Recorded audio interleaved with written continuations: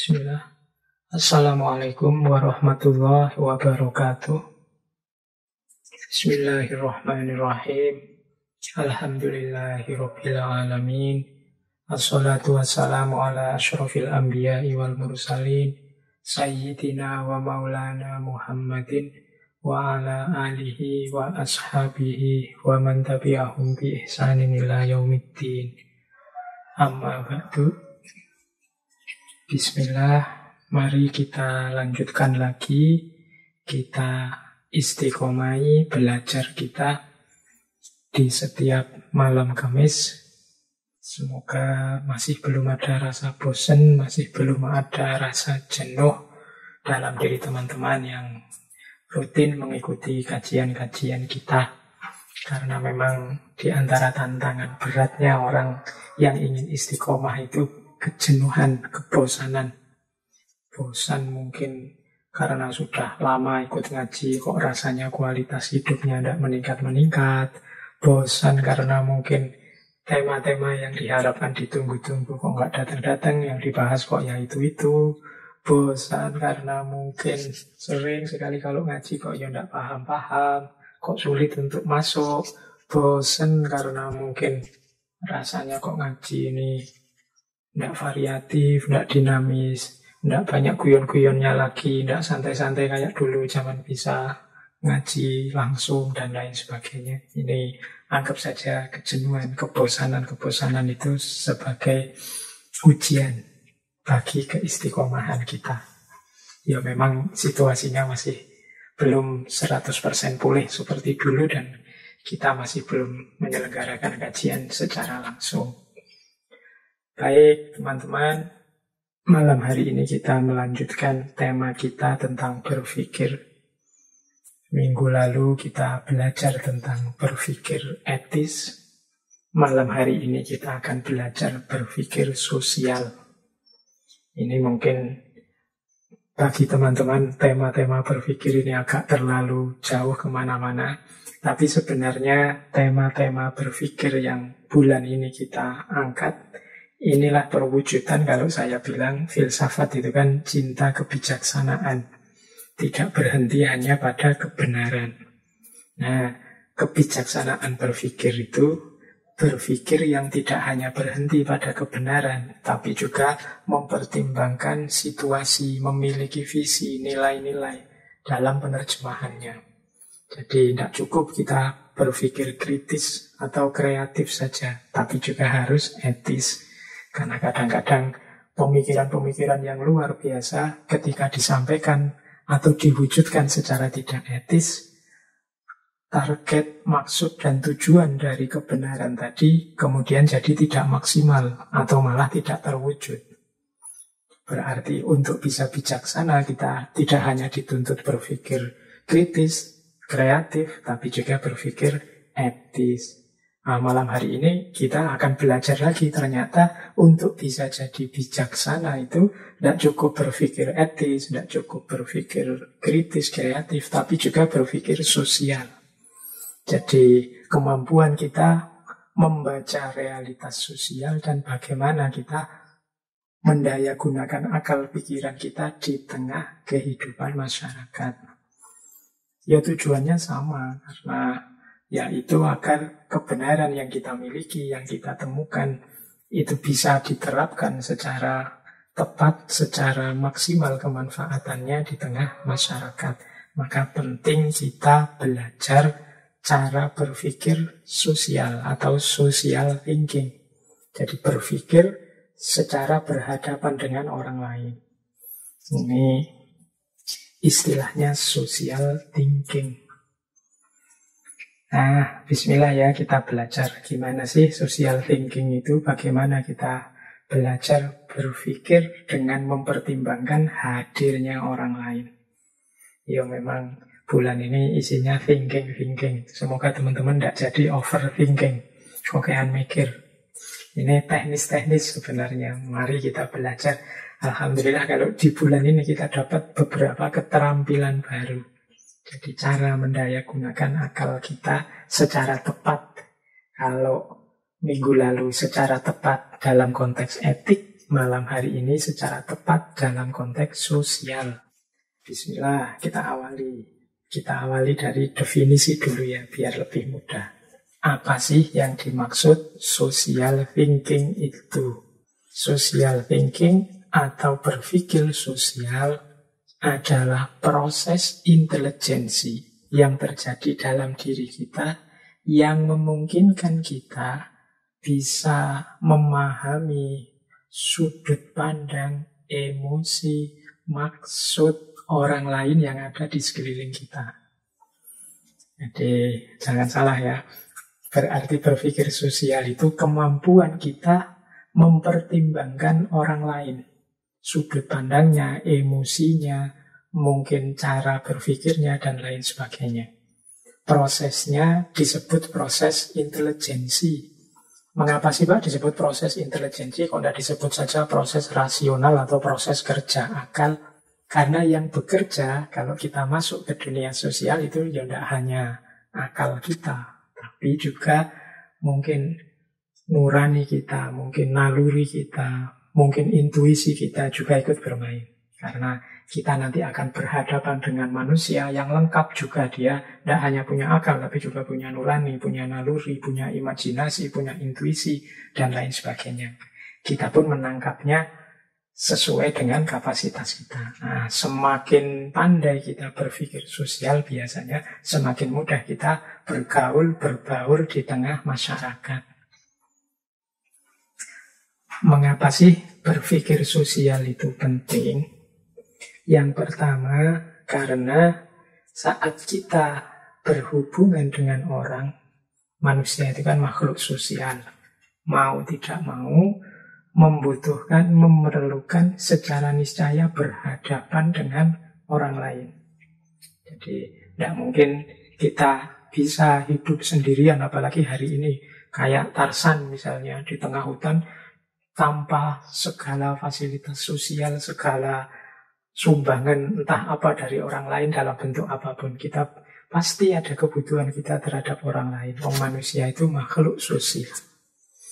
Nah, berarti apa? Kita dituntut untuk punya kemampuan menanggapi, punya kemampuan berpikir saat berhadapan dengan orang lain.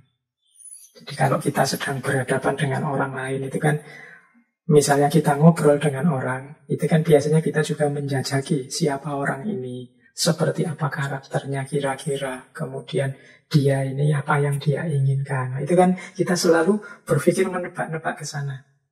Nah, itulah sebenarnya bagian dari social thinking.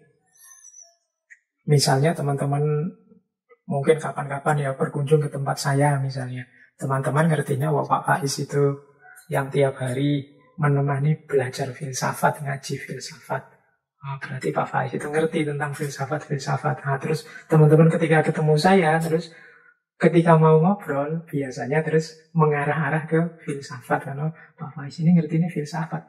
Berarti pasnya ya diajak ngobrol tentang filsafat deh. Nah, ini salah satu contoh kemampuan kita menanggapi hadirnya orang lain. Ini yang kita sebut sebagai social thinking. Jadi kita berpikir tentang orang, kemudian kita mampu menyesuaikan dengan orang itu. Demikian pula tanggapan kita terhadap orang lain, kalau ada orang menanggapi kita juga mampu menangkapnya sesuai dengan kapasitas berpikir kita. Terus misalnya pas ngobrol dengan saya, ngomong tentang filsafat, ngomong macam-macam, teman-teman juga bisa menanggapi, bisa menangkap, bisa menerima apa yang saya sampaikan. Tidak hanya dari perspektif teman-teman, tapi juga bisa membaca dari perspektif saya yang ngomong. Jadi di antara kemampuan social thinking itu ya kemampuan memahami orang lain. Jadi tidak hanya memahami apa yang kita inginkan dan kita pikirkan. Jadi inilah mengapa tema malam hari ini menurut saya penting. Karena hari ini kan kita lihat banyak sekali konflik-konflik, banyak sekali perdebatan-perdebatan, banyak sekali polemik-polemik yang mungkin tidak perlu terjadi kalau kita punya kapasitas social thinking yang tinggi. Jadi kita bisa memahami orang lain juga bisa memahami kita. Mengapa sih penting kita untuk memahami orang lain itu? Apa tidak cukup kita memahami diri kita sendiri? Ya, yang pertama, mengapa kok tidak cukup kita memahami diri kita sendiri? Karena masing-masing orang itu beda-beda.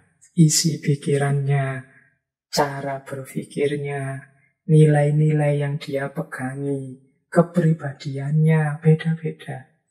Tidak sama dengan kita. Ya, kalau seragam sih tidak masalah. Berarti kita, kalau kita mikir tentang kita sama aja dengan mikir tentang orang. Tapi karena orang ini beda-beda, itu yang sering kita sebut sebagai pluralitas, keragaman.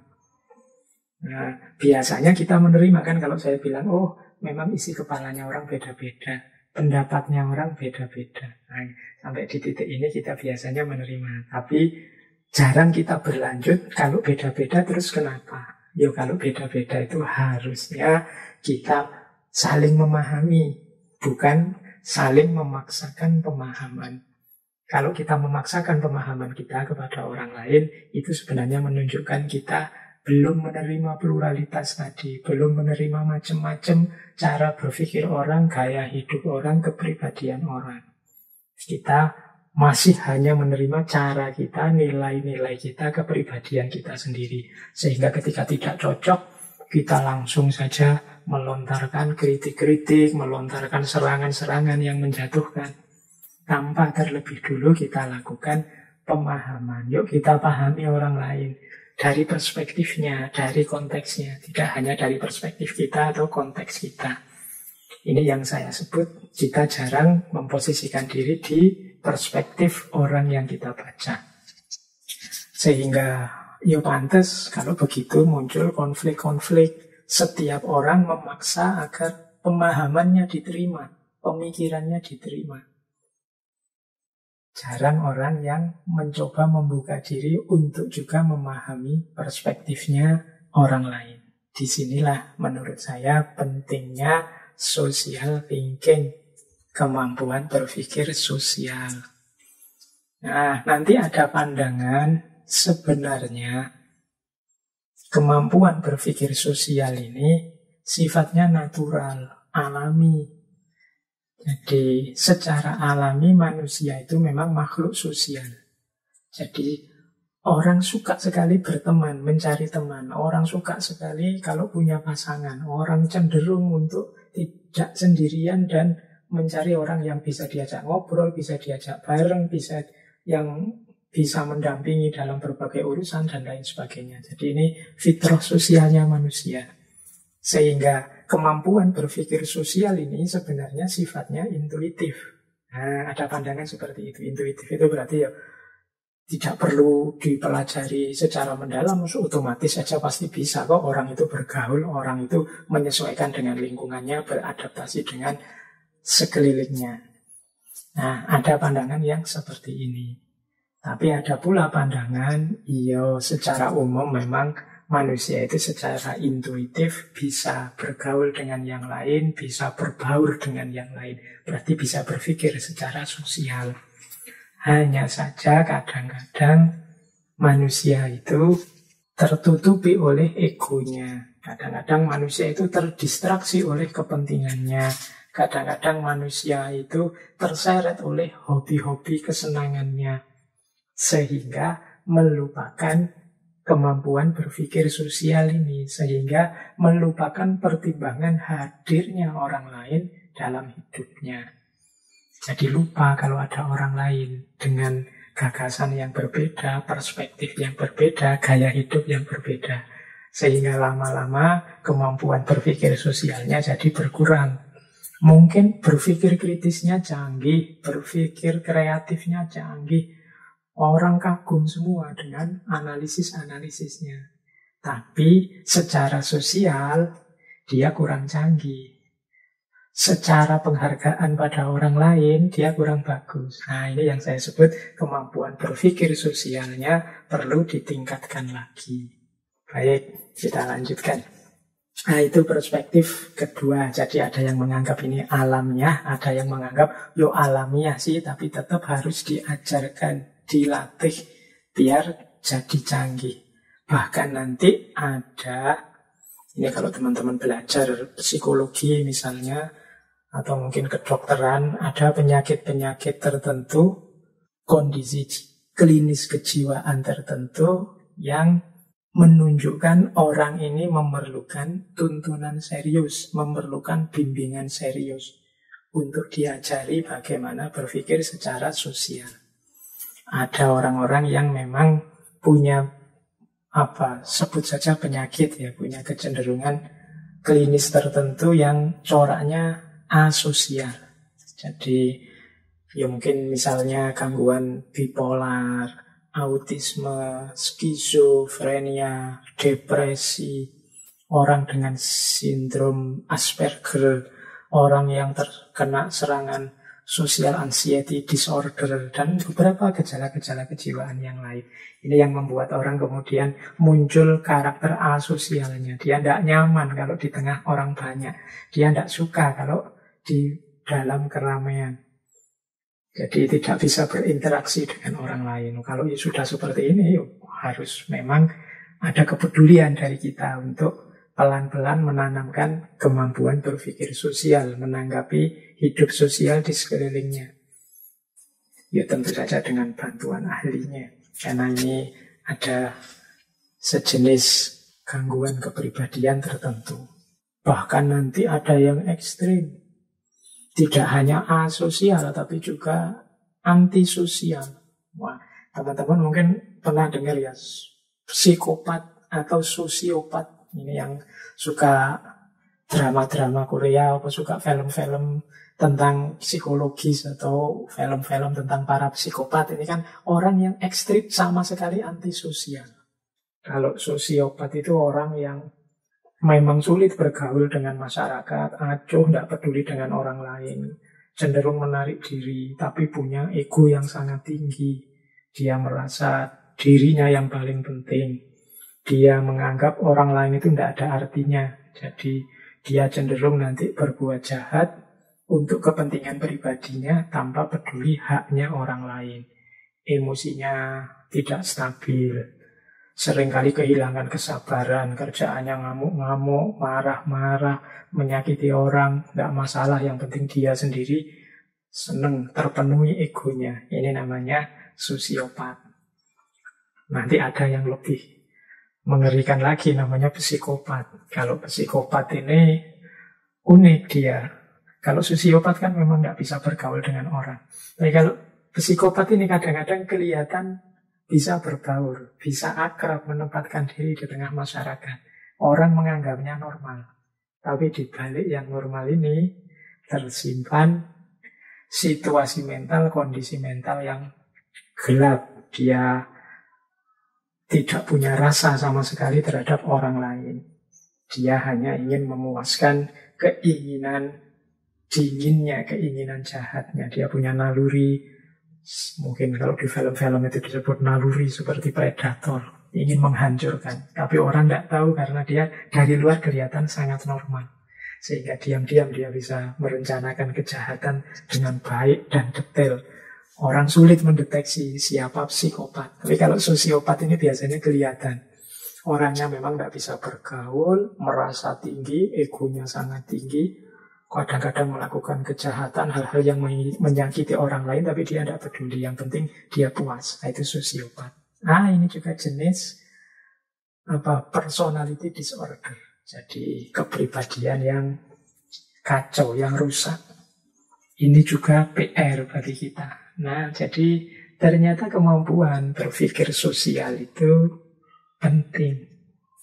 Kita kaji, kita pelajari. Karena ya itu tadi, manusia mau tidak mau ya berhadapan dengan hidup sosial, berhadapan dengan orang lain. Kalau kita tidak punya keterampilan bergaul dengan orang lain secara tepat, pikiran kita tidak bisa menghadapi orang lain, ya kita akan kesulitan dalam hidup. Mungkin hidup kita akan rasanya serba tidak nyaman, serba tidak enak, serba terganggu, serba tidak suka.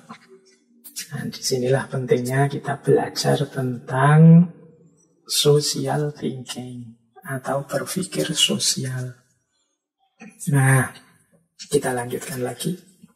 Ya, yang saya jelaskan sebelumnya itu banyak ada di kajian-kajian psikologi. Teman-teman yang tertarik boleh nanti mencari buku-buku psikologi tentang orang-orang yang asosial maupun antisosial.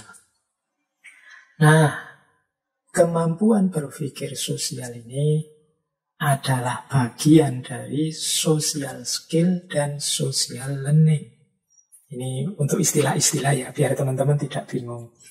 Social skill itu serangkaian keterampilan yang memungkinkan kita berkomunikasi, bersosialisasi, berhubungan orang lain dengan baik. Ini namanya social skill, kemampuan hidup sosial. Isinya social skill itu macam-macam. Antara lain social thinking, kemampuan berpikir sosial. Nah, dari mana social thinking ini diperoleh, kemampuan berpikir sosial ini diperoleh? Antara lain dari social learning, pembelajaran sosial. Jadi, pembelajaran sosial itu hal-hal yang kita pahami, kita terima, kita jadikan pedoman dari pengalaman kita sehari-hari berinteraksi dengan orang lain. Jadi itu namanya social learning. Kemampuan kita berpikir sosial itu banyak juga ditentukan oleh social learning kita. Semakin banyak pengalaman kita belajar bersama orang lain, biasanya kita semakin cerdas, semakin canggih cara berpikir sosialnya. Jadi secara istilah-istilah mungkin teman-teman biar tidak bingung ya, social thinking, social learning, social skill. Social skill itu kemampuan kita untuk hidup secara sosial. Social learning itu pelajaran-pelajaran yang kita dapat dari hidup secara sosial. Social thinking itu kemampuan kita berpikir menghadapi hidup sosial atau menghadapi orang lain. Di mudahnya itu biar tidak keselip-selip istilahnya. Baik, kita lanjutkan. Wah, di sini sedang gerimis hujan. Semoga suaranya tidak mengganggu teman-teman. Tidak apa-apa. Semoga suara saya masih jelas juga. Baik, kita lanjutkan. Nah, ada seorang tokoh perempuan. Namanya Michelle Garcia Wiener. Beliau ini dipandang sebagai tokoh yang concern mempopulerkan social thinking. Beliau punya lembaga juga, nulis banyak buku juga tentang social thinking ini. Teman-teman boleh mencari bukunya. Ini buku-bukunya Michelle Garcia Wiener ini banyak dipakai untuk pembelajaran penanaman social thinking pada anak-anak, termasuk anak-anak yang berkebutuhan khusus. Nah, ada satu pandangan dari Michelle Garcia Wiener ini tentang social thinking ini. Bagi beliau, social thinking ini lebih penting daripada sekedar social skill. Kita kan sering ini ada pelatihan-pelatihan untuk menanamkan soft skill dalam hal social skill, menanamkan kemampuan bersosialisasi pada anak-anak muda, pada anak-anak sekolah. Kata Michelle Garcia, yang paling penting sebenarnya social thinking ini. Kalau social skill yang lain itu kan biasanya kita memberi paket jadi. Bagaimana caranya berkomunikasi dengan ramah, diawali dengan senyum, dan macam-macam. Itu banyak model-model social skill yang diajarkan. Nah, menurut Michelle Garcia lebih penting social thinking ini. Mengapa? Karena situasi sosial itu dinamis, berubah-ubah. Kalau dulu ekspresi tertentu dianggap ekspresi kesopanan, mungkin sekarang berubah. Dulu pola komunikasinya langsung, sekarang pakai HP. Nah, berubah kan situasinya. Kalau kita hanya hafalan, menghafalkan cara berinteraksi, mana yang sopan, mana yang tidak, mana yang kritis, mana yang tidak. Pada saatnya mungkin situasinya berubah. Yang dulu dianggap sopan, sekarang tidak sopan. Maka disitulah pentingnya kita tidak hanya punya social skill, tapi mampu melakukan social thinking. Sehingga kita bisa beradaptasi sewaktu-waktu kalau ada perubahan dinamis tadi. Oh, ini situasinya berubah, tidak kayak dulu lagi. Nah, apa yang harus saya lakukan? Ini yang dimaksud pentingnya social thinking, tidak hanya social skill. Kemampuan kita berpikir secara lebih jeli, mempertimbangkan situasi sosial. Tidak sekedar menghafalkan pola-pola interaksi atau cara-cara ekspresi yang dianggap benar atau baik secara sosial. Karena bisa jadi yang hari ini diposisikan sebagai benar, baik, sopan, beberapa tahun yang akan datang berubah. Sama kayak pandemi ini loh. Kalau dulu kan orang ketemu, salaman, kemudian beramah tamah, berdekat-dekat, itu rasanya akrab, intim, positif. Tapi ketika ada pandemi ini kan situasinya berubah. Nah, kalau ketemu malah ambil jarak, jangan dekat-dekat, mulutnya malah ditutup. Kalau dulu kita ngomong sambil mulutnya ditutup mungkin dianggap nggak sopan. Tapi sekarang justru lebih amannya ditutup. Nah, untuk bisa menanggapi ini sebagai sebuah keniscayaan yang mengubah paradigma yang lama jadi paradigma yang baru, itu kan kita punya kemampuan social thinking, berpikir sosial, tidak sekedar menghafalkan social skill.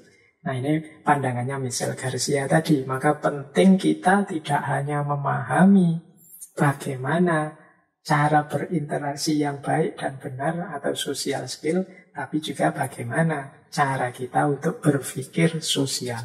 Kita berpikir mempertimbangkan situasi dan kehadiran orang lain. Oke, baik. Jadi itu tentang pengertian dan dasar-dasarnya social skill. Kita lanjutkan. Ini referensi kita malam hari ini memang banyak mengambil dari bukunya Michel Garcia Winner tadi. Nah, seperti apa sih keterampilan-keterampilan pokok, keterampilan berpikir yang utama dalam hal social thinking atau berpikir sosial ini? Ada rumusnya ternyata. Rumusnya berpikir sosial itu adalah I love. Love tertawa ya, bukan love cinta. I love. I-L-A-U-G-H. I-L-A-U-G-H. Ini keterampilan berpikir sosial. Ini maksudnya kode-kode singkatan. I itu singkatan initiating. L itu listening with eyes and brain. E itu abstracting and inferencing. U itu understanding perspective. G itu getting the big picture. H itu humor. Nah, kita bahas satu-satu ya. Keterampilan berpikir berarti untuk menguji apa aku ini sudah terampil benar berpikir sosial, apakah aku sudah punya keterampilan-keterampilan ini, kemampuan-kemampuan ini. Yang pertama, seseorang disebut mampu berpikir sosial kalau dia mampu menggunakan bahasa yang bisa dipahami orang lain dalam berkomunikasi, baik untuk meminta bantuan maupun mencari informasi. Jadi initiating itu berarti ketika dia berinisiatif menyampaikan sesuatu, berinisiatif menanyakan sesuatu atau mencari informasi tertentu kepada orang lain, dia mampu melakukannya dan orang lain paham. Nah, ini berarti kita sudah punya prasyarat pertama. Bisa bertanya yang bisa dipahami orang, bisa berkomunikasi, menyampaikan sesuatu, menanyakan sesuatu yang bisa dipahami orang. Itu inisiatif. Bisa berinisiasi, menyampaikan aspirasinya dan dipahami orang. Oh, ini tidak sederhana loh, rasanya kok mudah. Iya, memang secara umum mudah, tapi kadang-kadang kita juga kesulitan. Dalam momen tertentu, situasi tertentu, kita sering tidak mampu untuk mengekspresikan keinginan kita. Jadi tidak mampu menggunakan bahasa yang bisa dipahami orang. Itu kadang-kadang kita menyampaikannya terus jadi bulet, ruwet, ada E-nya banyak, setiap kali ngomong atau diulang-ulang atau diembel-embeli, maksud saya begini loh, maksud saya begini loh. Nah, itu berarti kita kurang canggih cara menyampaikannya. Kalau orang sudah canggih, itu ngomong 1-2 kalimat orang lain sudah paham. Tapi kalau harus dijelentrehkan lagi, diuraikan lagi dengan Kayak tadi maksud saya, itu mungkin kita perlu latihan lagi. Itu bagian dari keterampilan berpikir sosial. Jangan dikira mahasiswa-mahasiswa pinter, profesor, doktor yang luar biasa itu sudah sangat canggih di level ini. Kadang-kadang ya mereka-mereka itu ada kesulitan tersendiri untuk menyampaikan apa yang ingin mereka sampaikan ke tengah masyarakat. Mungkin karena terlalu tingginya wawasannya atau terlalu dalamnya filsafat-filsafatnya. Jadi ketika menyampaikan ke masyarakat, ya masyarakat hanya melongo saja, tidak paham ini orang ini ngomong apa, ingin menyampaikan apa. Mereka hanya tolak-tolak saja. Kadang-kadang kalau ada situasi kayak gini kan yang kita salahkan masyarakatnya. Wah, dasar masyarakat tidak pinter, dasar masyarakat kelas rendah, masyarakat kurang pendidikan, dan lain sebagainya. Jangan-jangan yang salah kita. Kita yang tidak mampu mengemas ide, mengemas gagasan yang bisa diterima oleh pikiran mereka. Harusnya kita yang terdidik, yang bersusah payah menyesuaikan dengan kemampuan berpikir mereka. Ya terbalik kalau mereka yang pendidikannya tidak tinggi, kita paksa menyesuaikan dengan kapasitas berpikir kita. Berarti yang harus susah payah, ya harusnya kita. Logika sederhananya kan begitu. Tapi kadang-kadang banyak orang-orang pintar yang hasilnya hanya membuat orang bingung, membuat orang toleh-toleh, tidak paham, ini karepe apa ya, ini maksudnya apa ya. Nah itu yang ciri pertama orang mampu berpikir sosial. Ya, ini mungkin kita yang mahasiswa, teman-teman yang mahasiswa itu kan sering mengalami seperti ini. Setelah kuliah di kota, terus pulang ke kampung, sekarang bahasanya sudah tinggi-tinggi. Orang-orang di kampung, orang tuanya tidak paham. Kalau ngomong sekarang ada eksistensi lah, paradigma lah, kondisional, prasyarat, eksistensial, dan lain sebagainya. Itu gaya mahasiswa di kampus dibawa ke kampung. Akhirnya orang kampung tidak paham, tidak nyambung sama dia. Susahlah dia setiap kali bergaul di tengah masyarakat. Jadi kemampuan social thinkingnya perlu di-upgrade sebenarnya. Karena dia hidup di tengah masyarakat harus mampu mempertimbangkan situasi masyarakatnya. Nah, ini penting mungkin. Aspek yang pertama ini initiating kita juga harus belajar. Karena kalau kita tidak mampu di yang pertama ini, setinggi apapun wawasan kita, setinggi apapun ilmu yang kita miliki, manfaatnya jadinya minimal kalau kita tidak bisa menyampaikannya, menyebarkannya. Mungkin ilmu yang kita miliki manfaat, tapi hanya untuk kita saja. Sementara maslahatnya untuk masyarakat secara umum jadi berkurang. Karena kita tidak mampu menyampaikannya dengan tepat, dengan bahasa yang bisa dipahami. Nah ini harus latihan teman-teman semua untuk mampu menyampaikan dengan bahasa yang bisa dipahami. Ini keterampilan yang pertama. Keterampilan kedua, listening with eyes and brain. Kemampuan untuk mendengarkan dengan mata dan otak, dengan akal. Maksudnya apa? Mampu berkonsentrasi menanggapi secara serius kalau ada orang yang berkata-kata. Meskipun mungkin kita tidak tertarik dengan apa yang dia sampaikan. Nah, itu namanya listening with eyes and brain. Jadi sering nanti ketika kita berinteraksi dengan orang lain, kita itu ketemu orang-orang yang mungkin ngomongnya banyak, senang menyampaikan macam-macam. Tapi kita tidak terlalu tertarik dengan yang dia sampaikan. Mungkin karena kita sudah tahu, mungkin karena menurut kita tidak penting, mungkin karena kita menganggap itu tidak ada hubungannya dengan kita. Tapi orang yang punya keterampilan berpikir tinggi, itu apapun yang disampaikan orang di depannya, dia tetap secara serius berkonsentrasi dan menanggapi. Nah, ini yang kedua, listening with eyes and brain. Mungkin ini seperti kebalikannya yang pertama tadi, kita di posisi orang yang sedang diceramai atau diajak ngobrol orang yang ngomong alur ngidul nggak karu-karuan. Nah, di antara cirinya kita punya kemampuan sosial yang tinggi adalah kita tetap masih tahan untuk berkonsentrasi, berusaha memahami, menanggapi apa yang disampaikan orang lain itu, meskipun kita tidak tertarik atau menurut kita tidak penting. Dan itu tidak hanya dalam pikiran, tapi juga kelihatan di gestur kita. Mata kita masih fokus pada dia yang menyampaikan. Gerak tubuh kita itu menunjukkan kita tetap perhatian padanya.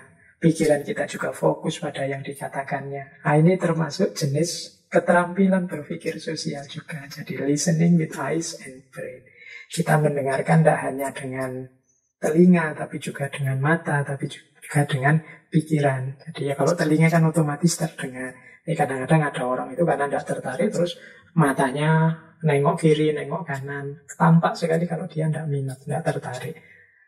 Atau orang ngomong panjang lebar, kita malas menangkap, tidak mau menangkap sama sekali. Sehingga kadang-kadang kalau sudah selesai orang ngomong, dia minta tanggapan kita, terus jawaban kita, tadi ngomong apa? Tadi maksudnya apa? Apa sih yang kamu sampaikan tadi? Ada macam-macam yang sejenis itu. Itu menunjukkan kita tidak punya keterampilan yang kedua tadi, listening with eyes and brain. Ini selain keterampilan berpikirnya juga menunjukkan kita tidak punya kemampuan respect pada orang lain. Jadi ini yang huruf L-nya.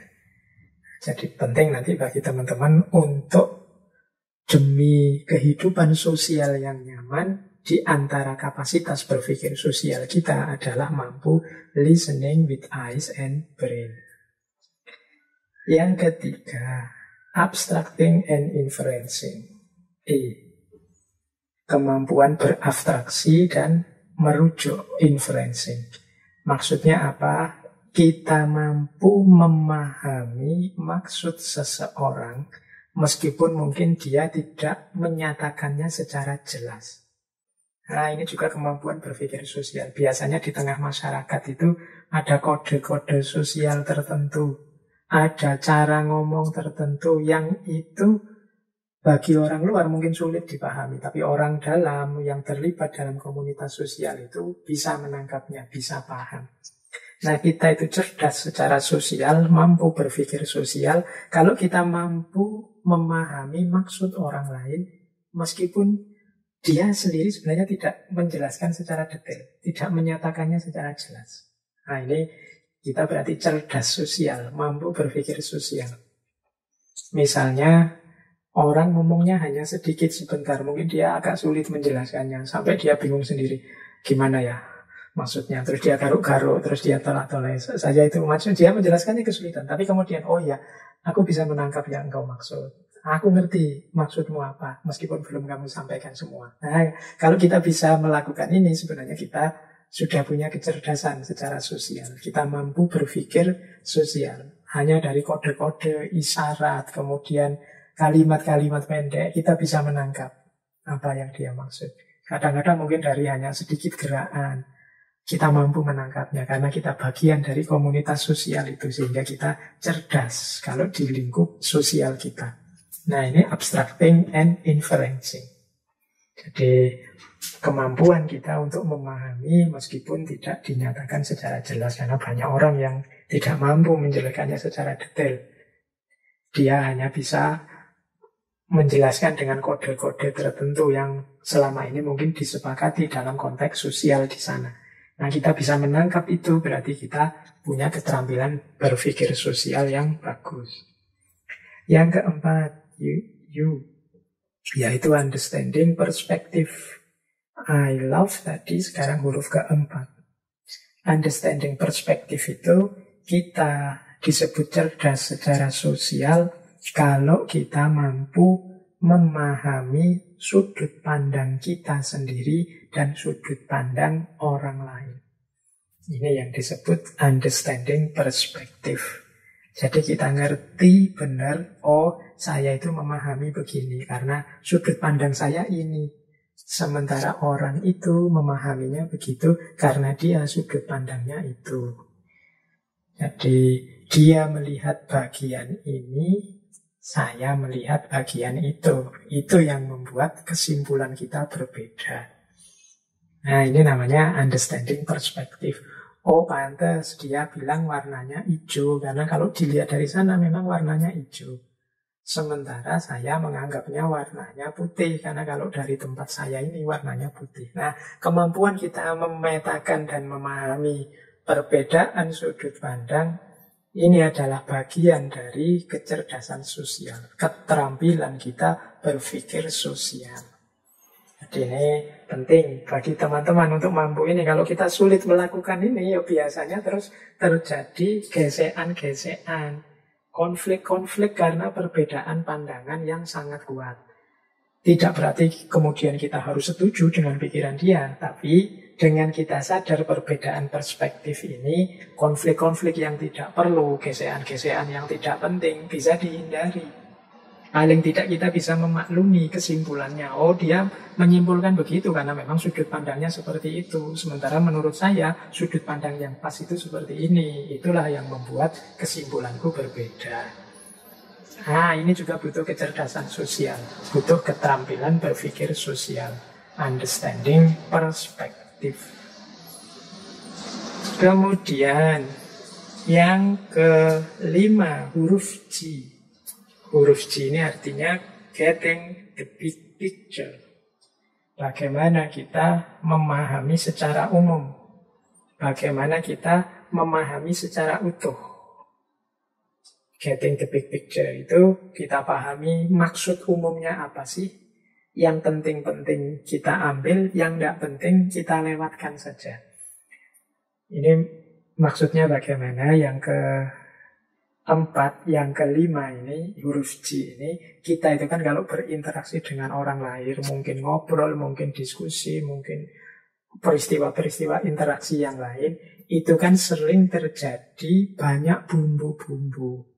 Menjelaskan saja kadang ditambahi, ada guyonnya lah, ada ngelanturnya kemana-mana, ada macam-macam. Nah, di antara keterampilan berpikir atau kecerdasan berpikir sosial ini, kita mampu memilah-milah, oh ini penting, ini tidak penting. Ini kan secara umum maksudnya ini, jadi bagian ininya tidak penting, jangan diambil hati. Bagian ininya itu hanya bumbu-bumbunya saja.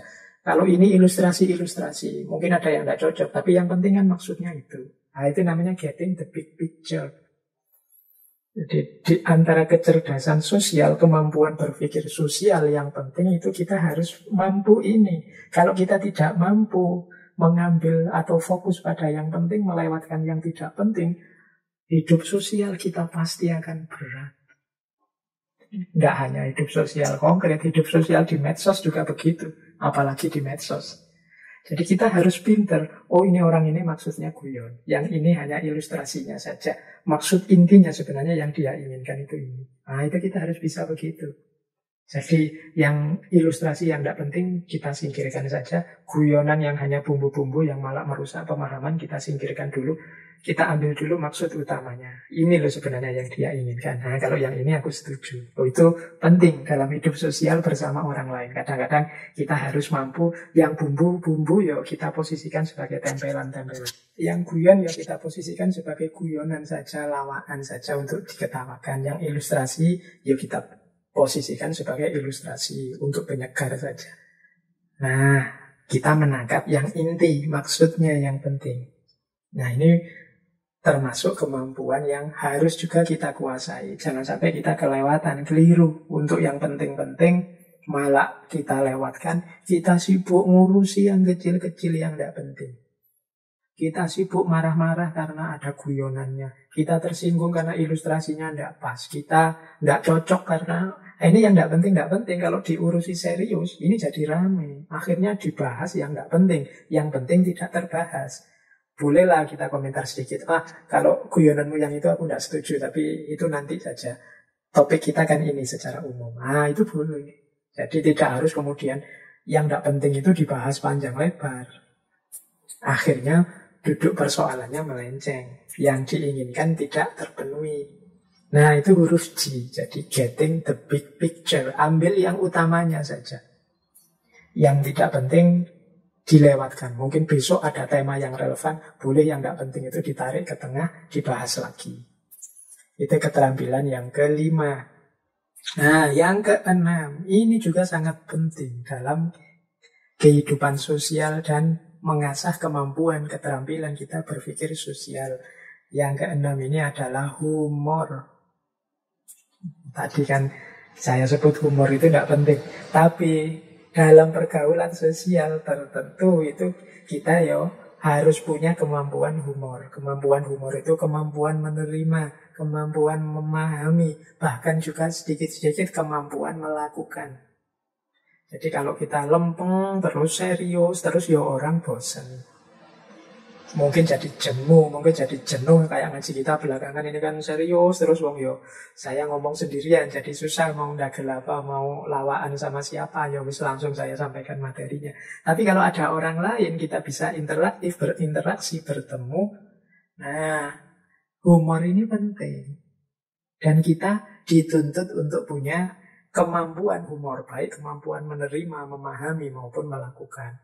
Ada loh orang itu yang kemampuan menerima humornya rendah.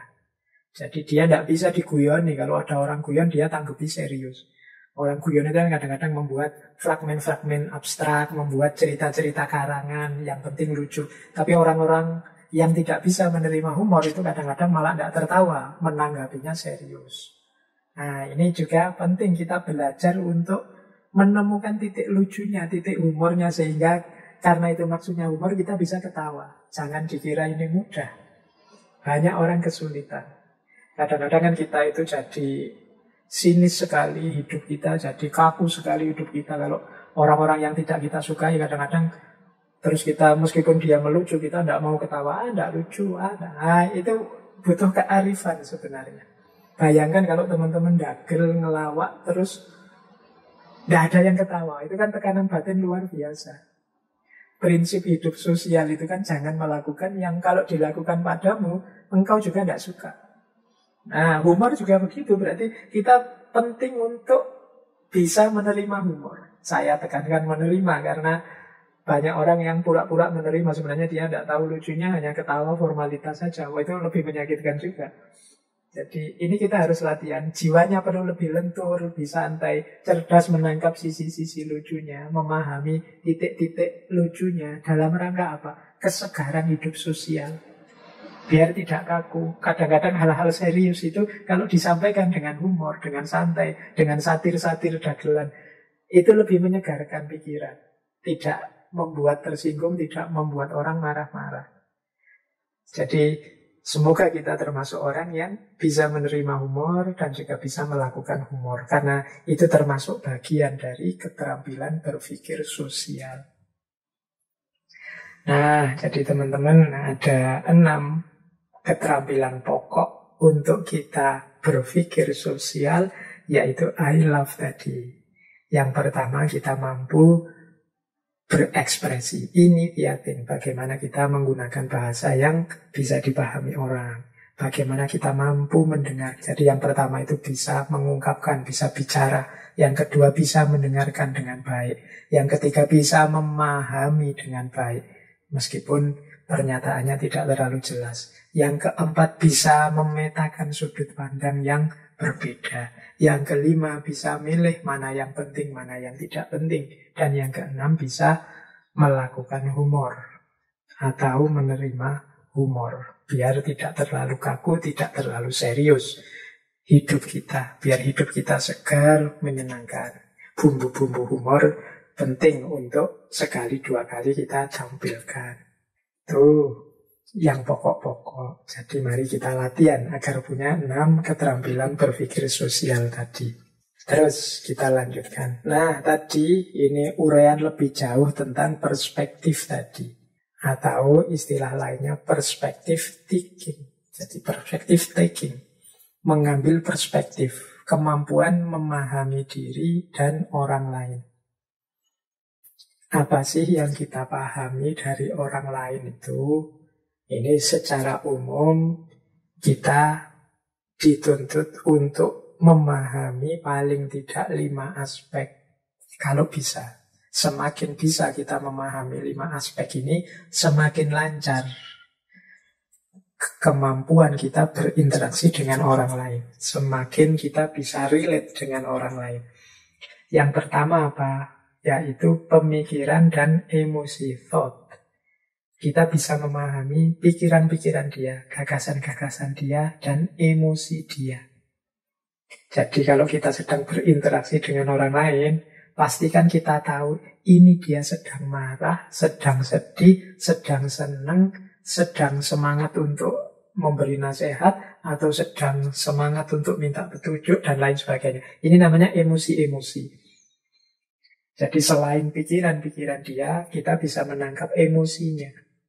Jadi ini dia dalam suasana apa, nuansa dirinya sedang apa, sedang sangat senang, sangat sedih, ataukah sedang gembira, atau sedang bosan, atau sedang menghabiskan waktu, dan lain sebagainya. Ini penting kita pahami dari orang yang di sekeliling kita, yang sedang berinteraksi dengan kita. Kemudian yang kedua, motif dan tujuan. Motif and intention. Orang ini maunya apa sih? Inginnya apa? Nah, itu harus juga kita pegang. Karena interaksi antara dua orang itu kan selalu ada tujuannya. Inginnya apa? Oh enggak kok, ini dia ngobrol sama aku ini sebenarnya untuk menghabiskan waktu saja. Oh dia ini ingin mendapatkan petunjuk. Oh dia ini sebenarnya hanya ingin punya teman baru aja. Oh dia ini sebenarnya hanya ingin nambah kolega saja dan lain sebagainya. Nah ini penting kita pahami. Alhamdulillah kalau kita bisa masuk ke 3 aspek selanjutnya. Yaitu yang pertama apa? Prior knowledge atau experiences. Jadi pengalaman-pengalaman dia sebelumnya. Orang ini seperti apa sih? Dia sudah pernah mengalami apa saja. Itu penting. Kalau kita ngobrol sama orang, berinteraksi sama orang lain, kemudian kita tahu siapa dia pernah mengalami apa saja dalam hidupnya. Itu kan nanti menentukan cara kita bersikap, berekspresi di hadapan dia. Secara lebih hati-hati, biar tidak keliru, biar tidak salah. Nah itu namanya prior knowledge. Kita tahu, oh orang ini dulu pernah mengalami kejadian luar biasa. Misalnya keluarganya mengalami bencana ini, sehingga dia ini sekarang jadi orang yang agak murung. Nah ini kalau kita lebih punya data ini akan lebih nyaman kita berinteraksi. Sehingga mungkin dalam berkomunikasi kita bisa menghindari hal-hal yang tidak mengenakan dan bisa menjaga kenyamanan kita bersama dia. Nah, itu yang ketiga, experiences. Yang keempat, belief. Prinsip-prinsip hidupnya. Termasuk mungkin agamanya. Meskipun ini sebenarnya kadang jadi urusan yang sangat privat. Tapi kita tahu juga lebih nyaman dalam bergaul, dalam berinteraksi. Karena kalau kita tahu kan bisa menjaga. Misalnya, ini beliau ini Muslim maupun Kristen ya. Kalau beliau Kristen ya acara kita yang hari Minggu mending kita pending saja deh. Mungkin dia mau ke gereja. Oh enggak, dia Muslim. Oh kalau begitu karena dia Muslim kita bikin acara tapi jangan hari Jumat ya. Nah, itu lebih nyaman interaksi. Identitas yang jelas. Ini menurut saya penting juga identitas yang jelas itu. Meskipun bagi banyak orang memang kadang-kadang ini urusan yang privat tidak perlu tampak-tampakkan. Ya, tapi dalam konteks tertentu pergaulan kadang-kadang kita tahu dia ini siapa, agamanya apa, kelompoknya apa, alirannya apa, itu memudahkan kita bersikap biar tidak keliru. Biar kita bisa menghargai dia, tidak menyinggung dia. Nah, ini dalam perspektif ini menurut saya juga ada pentingnya kita tahu belief-nya, prinsip-prinsip hidup termasuk agamanya, bahkan mungkin termasuk organisasinya. Misalnya dalam Islam itu kan misalnya ada orang yang setuju kalau sholat subuh ada kunutnya atau tidak ada, setuju lebih milih tidak kunut. Nah, ini kan sederhana sebenarnya. Tapi kalau kita tahu teman kita ini pendiriannya seperti apa kan enak. Kan kita sering ditanya, kamu kunut atau tidak? Biasanya kan kita terus jawab, terserah saja, saya kunut bisa, enggak kunut bisa. Oh ini menyulitkan teman jawaban yang seperti ini itu. Kita yang diberi jawaban itu kan jadi bingung ini. Wah ini saya kunut apa enggak ya, jadi rumit. Tapi kalau tegas, saya biasanya kunut. Tapi enggak kunut juga enggak apa-apa kok. Tapi ini lebih nyaman jawaban seperti ini. Oh ya sudah, karena sampean biasanya kunut, saya tak kunut sajalah. Wong yo sama-sama enggak wajib, tapi saya menghargai sampean. Loh, pergaulan yang jelas gini kan enak. Engkau siapa, pendirianmu apa, dan kita saling menghargai. Lah kalau kita sama-sama tidak jelas kan tidak tahu jalannya, cara menghargainya gimana. Jadi itu penting dalam berpikir sosial. Kalau bisa, karena memang dalam kondisi tertentu kita sulit untuk masuk ke ranah privatnya orang. Dan yang terakhir juga penting, personality. Personality ini kepribadian. Kalau kita tahu orang ini kepribadiannya gimana ya, mudah marah atau sabar, atau ini orang ini tegas, ataukah orang ini santai. Nah, kalau tahu kan enak. Cara menyikapi, memposisikan diri kita di hadapannya kan enak. Jadi karena memang pergaulan yang baik, berpikir sosial yang tepat, itu semakin banyak variabel orang-orang di sekeliling kita yang kita tahu, kesimpulan-kesimpulan yang kita tarik dari pemikiran sosial kita akan jauh lebih tepat. Kita akan lebih pas memahami orang lain. Ya termasuk memahami diri kita sendiri. Sebelum memahami orang lain kan memang jalannya memahami diri kita sendiri. Jadi kita siapa, dia siapa, itu penting.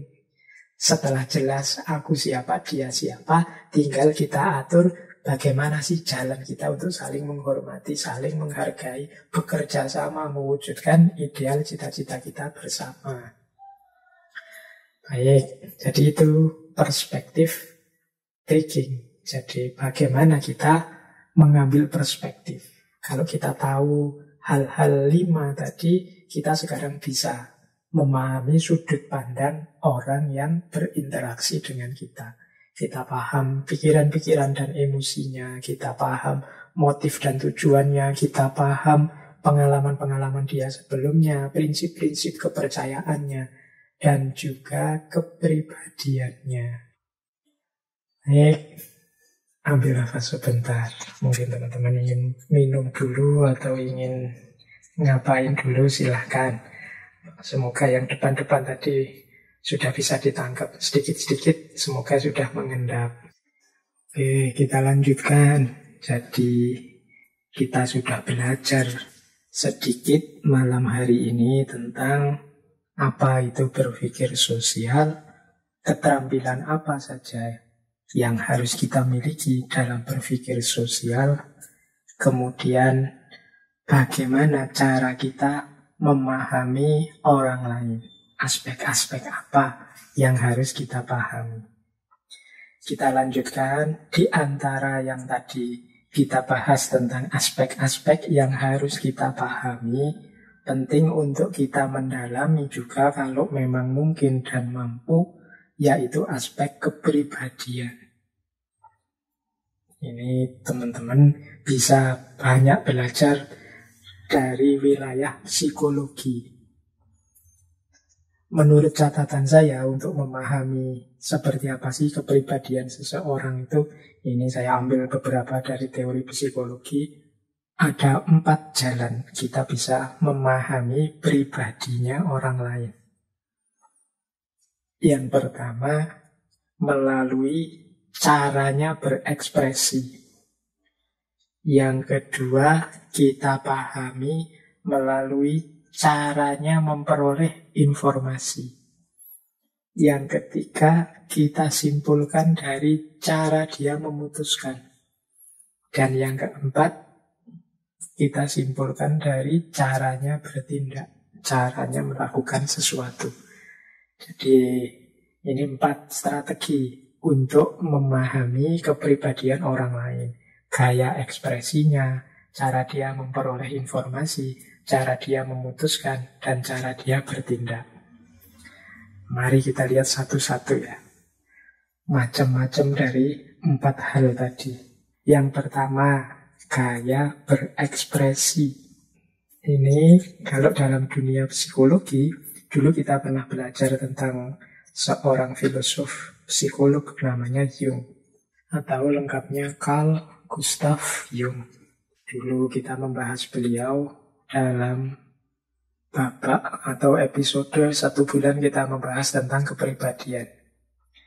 Nah, dari teorinya Jung ini, dalam hal gaya berekspresi manusia bisa dibedakan 2 gaya. Yang pertama gaya ekstrovert, yang kedua gaya introvert. Nah, ini penting kalau kita bergaul dengan orang lain. Kalau bisa kita membaca yang bergaul dengan saya ini orangnya ekstrovert apa introvert. Biar kita tidak salah menyikapi dia. Kalau orang ekstrovert itu orang yang lebih fokus pada hal-hal yang kelihatan, yang lahiriah. pada tindakan, pada peristiwa, pada orang-orang. Sementara yang introvert lebih fokus pada hal-hal batin, emosi, rasa, pengalaman. Kalau orang ekstrovert senang berinteraksi, tapi orang introvert lebih suka sendiri. Orang ekstrovert senang dengan keramaian. Kalau orang introvert suka dengan ketenangan. Nah, ini kan berarti kalau kita tahu, oh orang ini introvert, jangan diajak keluar-keluar lama-lama. Dia tidak suka pada keramaian-keramaian. Kalau ngajak jalan, yang arahnya menuju ketenangan, kedamaian, mungkin di tempat-tempat yang tidak terlalu ramai, yang sifatnya kontemplatif dan lain sebagainya. Kalau orang introvert, kalau orang ekstrovert ya tidak masalah, kita ajak ke keramaian, kita ajak bertemu orang banyak dan lain sebagainya. Nah, ini perlu kecerdasan kita menyikapi lawan komunikasi kita. Kalau orang ekstrovert lebih suka aksi, kalau yang introvert lebih suka refleksi. Nah, ini juga penting kita pahami. Jadi, mungkin kalau kegiatan-kegiatan lapangan yang ramai, yang ketemu banyak orang, ini lebih asik kalau ngajak orang ekstrovert. Tapi kalau kegiatannya sarasehan, diskusi, pendalaman-pendalaman, nah, orang introvert mungkin lebih asik. Kalau orang ekstrovert itu lebih fokus pada keluasan. Sementara orang introvert itu lebih fokus pada kedalaman. Orang ekstrovert lebih suka didengar dan dilihat. Sebaliknya orang introvert mungkin lebih suka melihat dan mendengar saja. Nah, ini kan berbeda. Jadi kalau kita mengamati gaya berekspresi teman kita, orang-orang sekeliling kita, saudara kita, atau siapapun, bisa kita pahami kepribadiannya paling tidak dari dua kategori ini. Nah, kalau kita sudah paham, kita bisa mencari yang cocok dengan tipe-tipe ini.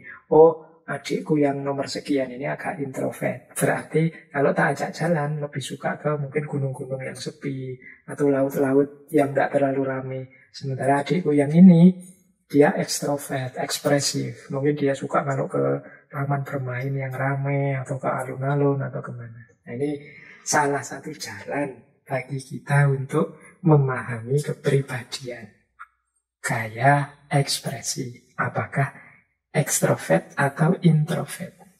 Jalan memahami kepribadian yang lain dalam rangka agar kita cerdas secara sosial, berpikir sosial yang canggih adalah kalau mampu, mari kita gali bagaimana cara orang-orang sekeliling kita, teman kita, atau siapa saja, cara dia memperoleh informasi. Jadi, cara dia memperoleh pengetahuan. Dia ini dapat pengetahuan banyak dari mana? Nanti ada dua gaya, dua jenis. Kalau tadi ekstrovert, introvert, kalau cara memperoleh informasi ini ada dua jenis, yaitu sensing dan intuiting. Jadi kalau sensing itu mungkin memahami secara materi, pemahaman berdasarkan yang kelihatannya saja pakai panca indera. Kalau intuiting itu memahami dengan intuisi, dengan inspirasi, dengan imajinasi. Kalau yang sensing ini mengandalkan yang kelihatan, panca indera. Fokusnya pada masa kini, jadi yang sekarang kelihatan. Kalau intuiting itu biasanya fokusnya pada masa depan. Ide-ide, kemungkinan-kemungkinan yang bisa terjadi. Kalau orang dengan gaya sensing itu biasanya fokus memperhatikan detail kecil-kecil yang tampak-tampak. Jadi teliti sekali, mungkin ada keliru-keliru dikit yang bisa dicari, dia akan kelihatan. Tapi orang intuiting itu lebih suka melihat secara umum, general. Lebih fokus pada kesan-kesan awal, kesan umum yang ada apa. Jadi dia kurang memperhatikan detail. Tapi dia lebih mengarah pada perspektif-perspektif. Kalau orang sensing suka dengan yang praktis, practical, yang bisa dijalankan. Kalau orang intuiting lebih suka inovasi-inovasi, membuat baru. Orang sensing lebih suka konsistensi, menjalankan tradisi yang selama ini berjalan, aturan yang sudah disepakati bersama. Ini gaya sensing. Tapi gaya intuiting lebih suka mencari kesempatan, peluang baru, inovasi-inovasi baru. Nah, ini dua gaya yang berbeda. Saya tidak menyebut mana yang baik, mana yang buruk. Dua-duanya baik. Hanya saja berbeda. Beda cara memperoleh informasi. Beda, ini kalau dalam bahasa filsafat ini perbedaan epistem. Jadi perbedaan cara memperoleh pengetahuannya. Yang satu gaya sensing, yang satu gaya intuiting. Ya kita akan menyikapi dua gaya ini secara pastinya berbeda. Yang satu lebih suka inovasi, yang satu lebih suka patuh aturan menjalankan norma-norma yang sudah ada. Ini kan beda. Jadi sikap kita pun nanti harusnya beda menghadapi dua orang ini. Kalau orang yang sukanya intuiting, mencari kesempatan, peluang inovasi baru, kok kita paksa agar patuh pada aturan, konsisten, jangan berpikir macam-macam, dia akan sangat tersiksa. Kalau seperti itu kayak kita di depan dia, ya itu namanya kita tidak cerdas secara sosial, tidak mampu berpikir sosial dengan baik. Nah, ya bisa jadi kita jadi putus hubungan dengan dia, wong dia tersiksa dengan hadirnya kita. Itu yang kedua. Yang ketiga, cara memutuskan. Jadi cara mengambil keputusan. Ini juga ada dua gaya. Gaya yang pertama, gaya thinking, berpikir. Gaya yang kedua, gaya feeling, merasa. Orang yang thinking itu kalau memutuskan sesuatu lebih banyak pakai logika. Dia berpikir objektif, melakukan analisis-analisis logis. Nah, orang yang mengandalkan feeling itu banyak memutuskan secara subjektif, mengandalkan perasaan-perasaannya. Biasanya patokannya standar-standar nilai yang diyakininya. Jadi ini dua-duanya sama-sama baik. Tapi kan kalau yang akal bisa sampai pada kebenaran, Pak, yang feeling juga bisa sampai pada kebenaran. Kalau urusan sampai pada kebenaran, dua-duanya bisa. Keliru juga dua-duanya bisa. Wong ini jalan, ini cara. Jadi tidak ada cara itu yang universal, selalu benar atau selalu salah. Pasti ada kurang dan lebihnya. Ada memang orang tipenya tipe thinking. Apa-apa harus dipikir dulu secara rasional, pertimbangan-pertimbangannya rasional. Ini baik. Tapi ada orang yang pertimbangan-pertimbangannya subjektif, pakai rasa. Mungkin teman-teman ada ya teman yang kok rasanya tidak enak ya, tidak srek ya. Mungkin yang pas ini deh. Kalau yang itu aku tidak srek. Ada kan yang begitu, itu gaya feeling namanya. Jadi andalannya apa? Standar-standar nilai yang selama ini. Jadi kalau ada hadis kan, ada hadis itu yang bilang bahwa dosa itu maha kafi sodrika wakarihta ayat tolia alaihin nas. Dosa itu apa yang berguncang, haka itu bergoyang hatimu. Jadi ada rasa tidak enak, ada rasa tidak nyaman dalam batinmu, dan engkau tidak suka kalau orang lain tahu. Nah, ini kan parameternya ini dosa apa enggak, selain kita cari di kitab-kitab suci ajaran para ulama. Kalau ini thinking, itu dosa apa enggak, dalilnya apa, argumennya apa. Tapi ada juga gaya feeling. Kalau kamu rasanya tidak enak, ingin ngomong itu, rasanya nggak enak, ingin melakukan itu, kemungkinan itu dosa. Nah ini namanya feeling, memutuskan berdasarkan perasaan yang subjektif. Jadi yang satu analisis logis, yang satu standar nilai. Meskipun ada yang bilang, kalau thinking ini karena sifatnya norma-norma yang pasti, rasanya agak kaku, tidak fleksibel. Yo, karena pakai logika. Logika itu kan 1 tambah 1, 2. Setengah lebih kecil dari 1. Kalau A, ya A. Kalau B, ya B. A tidak sama dengan B. Nah, ini rasanya lebih kaku. Sementara yang feeling ini lebih luas, lebih adaptif. Karena menghadapi situasi apa saja, dia meraba dengan rasanya. Ini cocok apa enggak ya? Ini sesuai apa enggak ya? Mungkin yang pas ini deh. Mungkin yang sesuai ini deh.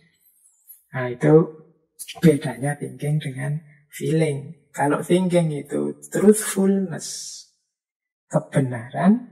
Kalau feeling itu sering dikaitkan dengan kebijaksanaan atau tactfulness. Jadi ya karena bijaksana itu kan banyak berurusan dengan ketepatan rasa. Terus kalau thinking itu fairness, adil, pas. Kalau feeling itu compassion. Jadi rasa sayang, rasa kasih. Bisa jadi yang menyetir keputusan. Orang yang thinking itu dia adalah seorang yang clear mind, pikirannya jernih. Kalau feeling itu orang yang kind heart, orang yang hatinya baik. Jadi ini dua-duanya ya baik, wong hanya gayanya saja berbeda. Cuma kan kita ketika berinteraksi dengan orang lain, kalau kita paham gaya berpikir, gaya dia memutuskan, kita menyikapinya jadi lebih bagus. Apakah dia ini gaya thinking atau gaya feeling? Kalau dia orang bergaya thinking, kita maju pada dia dengan gaya feeling, mungkin dia tidak terima, dia minta argumen-argumen logis. Kalau kita punya teman yang gaya feeling, kalau kita maju pada dia dengan gaya thinking, dengan analisis logis, dia tidak akan terlalu merasa nyaman. Karena ukuran dia adalah standar perasaan, cocok atau enggak. Sesuai apa enggak dengan yang dia rasakan. Nah, ini dua gaya yang berbeda. Jadi teman-teman mungkin punya teman, punya sahabat, punya pacar, punya saudara. Ayo, kalau ingin lebih bagus hubungan kita dengan mereka, kita juga meraba, mencoba memahami kepribadian dia dalam hal memutuskan apakah dia thinking atau feeling. Ini penting. Oke, bagian dari kemampuan berpikir sosial. Nah, yang terakhir, cara bertindak. Ini juga harus kita perhatikan. Kalau tadi kan cara memutuskan, berpikir, memutuskan. Nah, ini cara dia menjalankan atau bertindak. Ada dua gaya juga. Gaya pertama adalah judging. Gaya kedua perception. Jadi gaya judging ini gaya, kalau secara letterlek artinya menilai. Kalau perception itu gaya mengamati. Maksudnya apa? Orang-orang yang tipe judging ini kalau bertindak lebih suka sesuai dengan rencana. Jadi konsisten. Tadi inginnya apa, rencananya apa, yaitu yang dijalankan. Tapi ada orang yang gayanya perception. Gaya perception itu ya tidak kaku dengan rencana, tapi sesuai situasi, fleksibel. Maka orang judging itu biasanya sebelum melakukan sesuatu merencanakan dulu hal-hal sampai detail. Tapi orang yang perception itu lebih santai, dia terbuka kalau ada alternatif-alternatif baru. Kalau orang judging lebih fokus mengatur, kemudian menuntaskan rencana. Kalau orang perception itu lebih terbuka untuk siap menghadapi perubahan. Kalau ada ketidakpastian.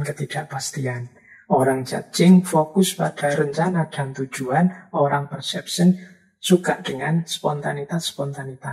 Mengalir sajalah. Itu gaya perception.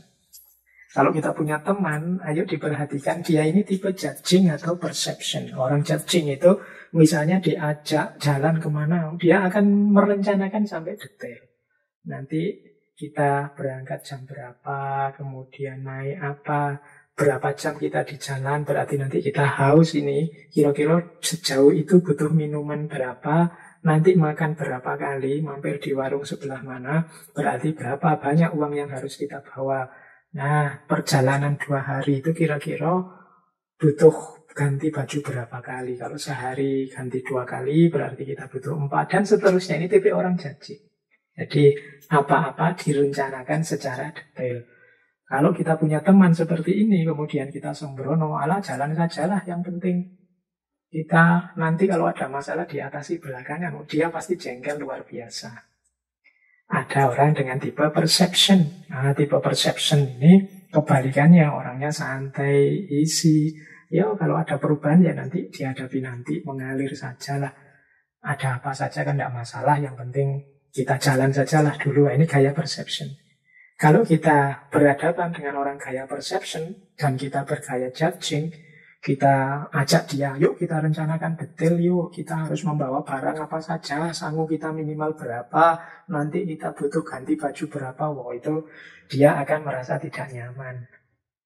Jadi ini juga penting, kita memahami yang lain dari aspek kepribadiannya. Jadi ini kunci-kunci yang penting untuk kita pahami dalam rangka meningkatkan kapasitas social thinking kita.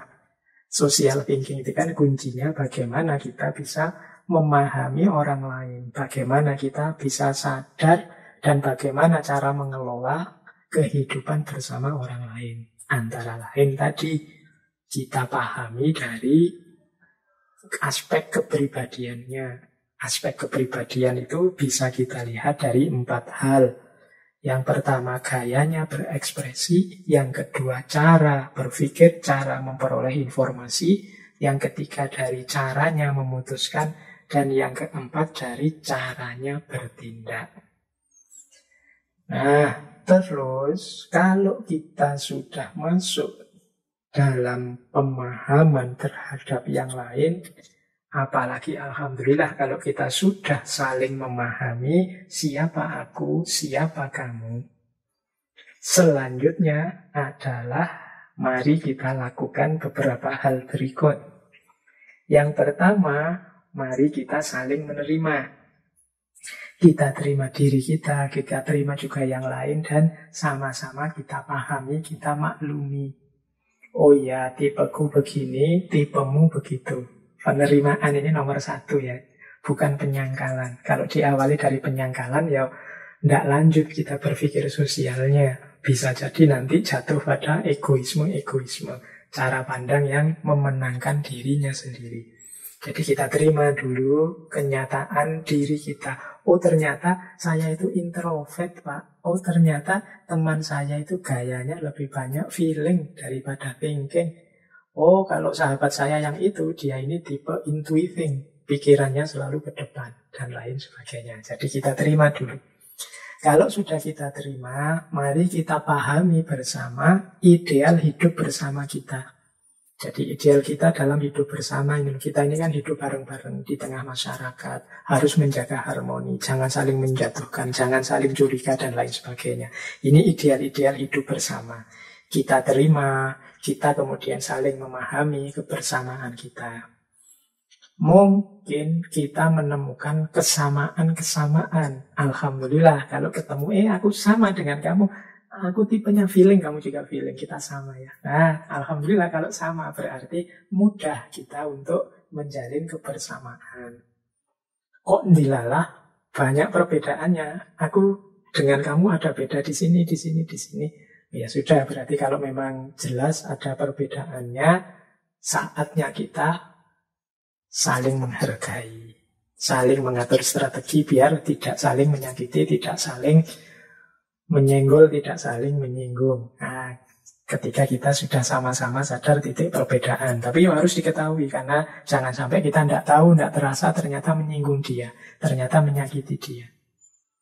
Setelah itu kita, kalau sudah tahu sama bedanya, boleh juga dilanjutkan kekuatan dan kelemahan kita masing-masing. Oh, kalau saya ahlinya di sini. Kalau sampean kan ahlinya tentang itu. Mari kita saling bekerja sama. Kelemahan juga begitu. Kalau saya lemahnya ini, sampean lemahnya itu. Saya lemah di sini, sampean malah unggul di situ. Wah, ini kita bisa saling mendukung deh. Kita bisa saling menguatkan. Jadi keragaman itu kan niscaya, termasuk keragaman kekuatan dan kelemahan. Yang kita kuat mungkin orang lain lemah, yang kita lemah mungkin orang lain kuat di situ. Oh, ini saatnya kita saling mendukung, saling bekerja sama, saling menguatkan. Disinilah mungkin rahasianya perbedaan itu rahmat. Ikhtilafu ummati rahmat. Beda-beda di antara kita itu sebenarnya potensi untuk kuat. Jadi jangan sampai perbedaan ini menjadi jalan kita untuk hancur karena kita tidak saling memahami, tidak saling menghargai. Tapi dia kita jadikan jalan kita untuk semakin kuat dan tangguh justru dengan perbedaan-perbedaan ini. Ada yang ahli filsafat, ada yang ahli agama, ada yang ahli ilmu sosial, ada yang ahli ekonomi. Ini kan beda-beda dengan kekuatan dan kelemahannya. Tapi kalau ahli-ahli ini bersatu, berkumpul, pasti sangat kuat. Bisa melakukan apa saja. Tapi kalau pisah-pisah, egois dengan jalannya sendiri-sendiri, ya tinggal ditunggu kehancurannya. Ketika yang ahli ekonomi tidak akur dengan ahli kesehatan, akhirnya ahli ekonomi ini untuk urusan kesehatan dia mikir sendiri, ya tidak lama dia akan sakit. Wong untuk urusan penyakit harusnya pada ahli kesehatan. Ahli kesehatan juga begitu, kalau egois pokoknya yang penting sehat, ekonomi tidak penting, urusan ekonomi ngarang saja mikir sendiri, ya pada saatnya dia akan jatuh secara ekonomi. Dan sengsara juga, maka perbedaan yang egois itu akan menghancurkan. Justru kita harus punya visi untuk saling menghargai dan bekerja sama. Ini bagian dari keterampilan berpikir sosial. Jadi penting bagi kita untuk sadar nilainya orang lain dan juga nilai diri kita. Baik, nah selanjutnya ini waktunya sisa sekitar 25 menit lagi. Saya tambahkan, kalau tadi thinking dengan pendekatan rasional, jadi social thinking dengan berbagai asumsi-asumsi logis, bagaimana kita bergaul dengan orang lain. Nah, sekarang kita tambah sedikit tentang feeling approach, pendekatan rasa dalam berhubungan dengan orang lain. Kalau tadi kan teknik berpikirnya yang pas, yang benar. Kalau ini pendekatan rasa. Secara umum, ketika kita memahami orang dari perspektif feeling approach, itu ada 3 pendekatan. Yang 2 positif, yang 1 negatif. Yang positif itu ada 2 feeling approach itu, pendekatan rasa itu. Yang pertama empati, yang kedua simpati. Nah, ini sering orang dengar istilah ini, tapi makna pasnya mungkin perlu kita cermati lagi. Karena kadang-kadang kita memakainya terbalik-balik. Apa bedanya empati dan simpati? Kalau empati itu kita memahami apa yang dirasakan orang lain dan turut merasakan apa yang mereka alami. Itu empati. Jadi perhatikan kata-kata turut merasakan ini ya. Berarti tahu rasanya. Nah, orang yang tahu rasanya bisa berempati. Misalnya rasanya ditinggal oleh sahabat paling dekat. Nah, kita pernah ditinggalkan oleh sahabat kita yang paling dekat. Kemudian teman kita pada gilirannya mungkin setahun kemudian juga mengalami hal yang sama. Nah, ketika teman kita mengalami hal yang sama, kita bisa merasakan apa yang dia rasakan. Karena sebelumnya kita juga pernah merasakan. Ini sehingga kita bisa mengempati dia. Aku turut merasakan apa yang engkau rasakan. Ini namanya empati. Dan ini bisa dilakukan syaratnya tadi pernah mengalami sebelumnya.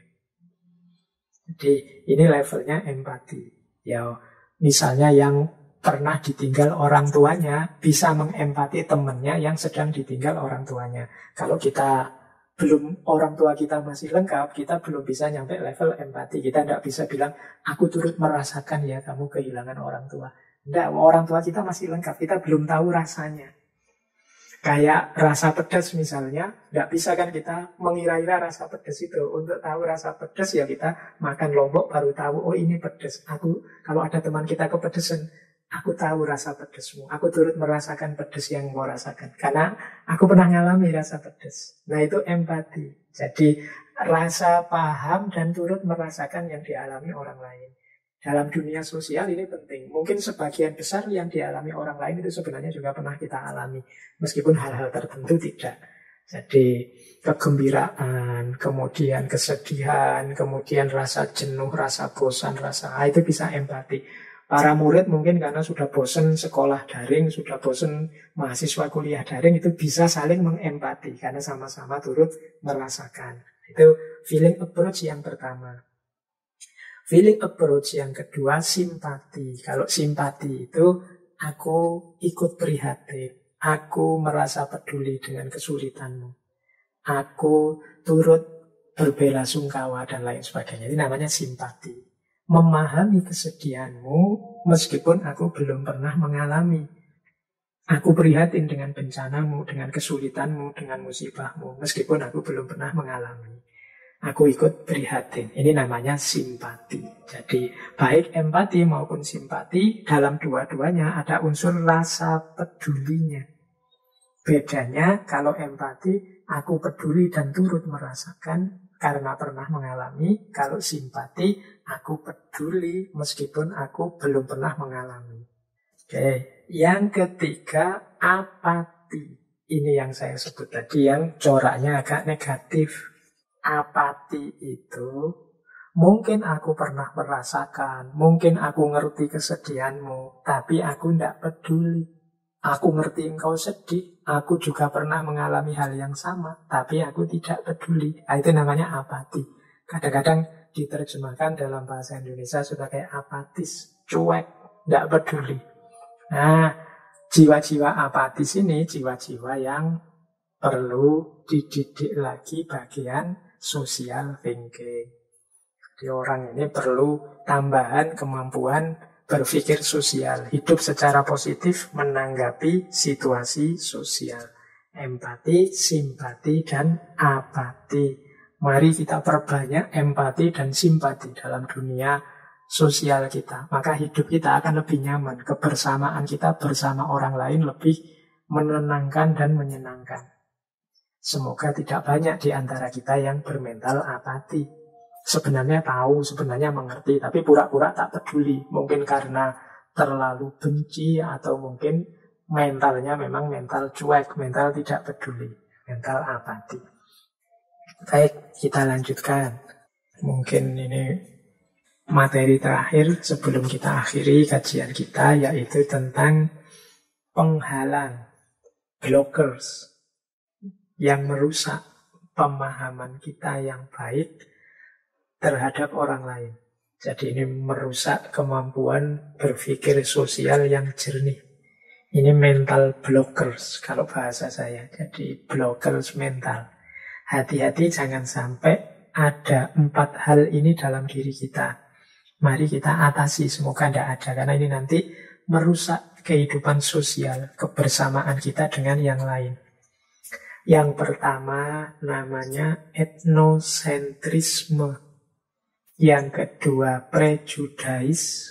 Yang ketiga stereotyping. Yang keempat rasisme. Dan yang kelima discrimination, diskriminasi. 5 hal ini semoga tidak ada dalam diri kita, tidak menjadi kualitas diri kita. Yang pertama apa? Etnosentrisme. Etno itu etnis, sentris itu sentral, terpusat. Maksudnya menganggap satu budaya sebagai lebih unggul atau superior atau malah yang paling unggul di atas budaya yang lain.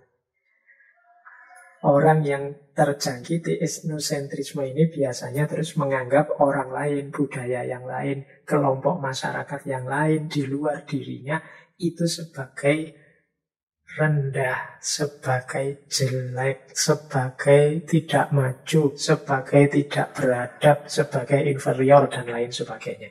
Ini namanya etnosentris. Pokoknya yang bagus kelompokku saja, yang bagus budayaku saja, yang bagus dan unggul itu organisasi, grupku, dan lain sebagainya. Mental-mental seperti ini, itu salah satu mental blocker, salah satu penyakit. Ya tentu saja dengan kita punya mental etnosentris ini, ya tidak bisa kita bergaul secara harmonis dengan yang lain. Yang jelas yang terjadi kita akan merendahkan yang lain, menganggap orang lain tidak setinggi kita atau tidak setinggi budaya yang kita anggap tinggi. Ini kadang-kadang tidak harus kemudian budayaku, tapi budaya tertentu. Mungkin ada orang yang jatuh cinta dengan Barat, sehingga pokoknya kalau tidak Barat itu tidak, di luar Barat itu masih primitif semua misalnya. Itu juga jenis etnosentris. Pokoknya kalau tidak etnisku itu tidak unggulan, yang paling unggulan itu etnisku. Itu namanya etnosentris. Nah, kemudian yang kedua prejudice. Prejudice ini kalau dimaknai letterlek itu prasangka. Jadi prasangka itu menyimpulkan atau membuat anggapan-anggapan yang keliru tentang seseorang atau sekelompok orang tanpa data atau hanya dengan sedikit data tentang orang itu atau tentang kelompok itu. Itu namanya prejudice, prasangka. Boleh kok kita menyimpulkan orang lain atau menyimpulkan kelompok lain sesuai perspektif kita. Meskipun nanti setelah disimpulkan, tetap kita harus menghargai pilihan dan perspektifnya setiap orang. Yang tidak boleh itu prejudice. Prejudice itu wong belum tahu, belum paham, tidak pernah meneliti secara serius, kok ikut-ikutan menyimpulkan, menuduh, memfitnah. Itu namanya prejudice. Jadi prasangka-prasangka tanpa dasar. Mungkin isinya prasangka atau prejudice itu sedikit atau banyak pas. Tapi tetap yang namanya prasangka karena itu tanpa dasar, tanpa data, ya dia sifatnya negatif, tidak etis, merusak kebersamaan. Mari kita hindari prasangka-prasangka. Ini membuat cara berpikir kita tidak jernih. Khususnya dalam aspek social thinking tadi. Wong berpikir itu kan butuh data, butuh observasi yang serius, butuh penelitian, pendalaman-pendalaman. Jangan kesusu menyimpulkan. Makanya hari ini banyak terjadi kerumitan-kerumitan, keruwetan-keruwetan, karena banyak orang bicara, ngomong, berkomentar, dasarnya prasangkanya sendiri. Jadi dikira-kira. Nah, ini bahaya untuk kepentingan mutual understanding. Kita saling memahami hidup bersama orang lain. Yang ketiga, stereotyping. Stereotyping, kadang-kadang kita menyebutnya cara berpikir stereotype. Stereotype itu mungkin agak mirip dengan prejudice tadi. Stereotype itu melakukan generalisasi yang negatif. Jadi tentang kelompok masyarakat tertentu atau kelompok budaya tertentu. Kadang-kadang tidak hanya generalisasi, tapi over generalisasi. Ini berpikir stereotip. Misalnya, mungkin teman-teman pernah mengalami ya dituduh karena kita berafiliasi dengan lembaga apa, organisasi apa. Dalam lembaga itu ada 1-2 orang yang negatif, kemudian disimpulkan semua yang ada di situ negatif. Misalnya tuduhan bahwa semua orang Islam itu teroris. Nah, tidak mau dijelaskan bahwa lo itu yang melakukan teror itu mudahnya oknumnya. Jadi tidak bisa dari situ disimpulkan Islam itu agama teroris. Kalau disimpulkan begitu itu namanya overgeneralisasi dan melahirkan stereotip-stereotip. Jadi setiap kali bersentuhan dengan orang Islam terus deg-degan, dianggapnya ini sedang berhadapan dengan teroris. Itu stereotip. Ya, contoh yang lain banyak. Misalnya kita menganggap budaya tertentu, kalau orang dari daerah sana itu biasanya begini. Oh, kalau orang dari daerah situ itu biasanya begitu. Ya, biasanya yang negatif-negatif. Nah, ini namanya stereotip. Ini juga membahayakan untuk kehidupan bersama. Hati-hati dengan stereotip-stereotip. Paling tidak, stereotip ini jenis ketidakadilan. Karena berarti yang tidak begitu dikait-kaitkan. Hanya kesalahan 1-2 orang dianggap sebagai kesalahan semuanya. Hanya keliru dari 1-2 oknum dianggap kekeliruan semuanya. Ini cara berpikir stereotyping. Yang keempat, ini mungkin teman-teman sering mendengar, yaitu rasisme. Rasisme itu sering didefinisikan sebagai pandangan bahwa sekelompok orang dengan ciri ras tertentu itu punya karakter negatif dan inferior. Itu rasisme. Ini rasisme itu dekat dengan etnosentris tadi. Kalau etnosentris itu kan sangat mengunggulkan budaya tertentu sebagai superior. Kalau rasisme itu kebalikannya, menganggap budaya atau kelompok tertentu sebagai inferior, sebagai jelek. Biasanya dasarnya ras, makanya disebut rasisme. Misalnya, orang itu kalau kulitnya begini, pasti kelakuannya begitu. Orang itu kalau model rambutnya begini, itu pasti orang dari sana. Kelakuannya mesti begitu. Itu loh yang kulitnya gini loh, hitam-hitam itu loh. Itu yang kulitnya kuning-kuning itu loh. Oh, itu orang yang bule-bule itu loh. Ini gaya rasis. Jadi pandangan bahwa kelompok tertentu dengan ciri-ciri warisan tertentu, ciri warisan ini kan ya dia itu tidak minta lahir dari kelompok itu, dia tidak minta punya kulit seperti itu, tapi kita anggap dia sebagai negatif, sebagai inferior hanya karena ciri-ciri warisan tadi. Itu namanya rasisme. Makanya banyak kan kita dengar rame karena isu rasisme. Misalnya sepak bola. Sepak bola itu yang dinilai kan kemampuan main sepak bolanya, bukan kulitnya. Bukan pula model rambutnya, bukan pula apanya. Tapi kadang-kadang orang kemudian justru yang diungkit ini. Sudah, dia tidak boleh main di sini, wong dia kulitnya hitam, dia tidak boleh main di sini, orang rambutnya keriting, dan lain sebagainya. Itu rasis namanya.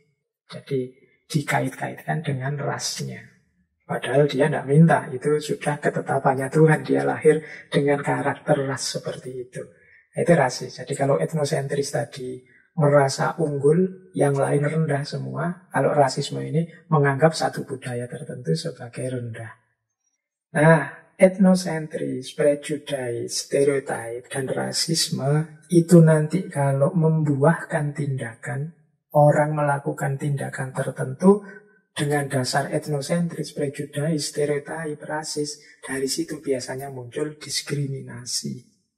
Diskriminasi itu lahir karena 4 hal tadi diwujudkan secara nyata.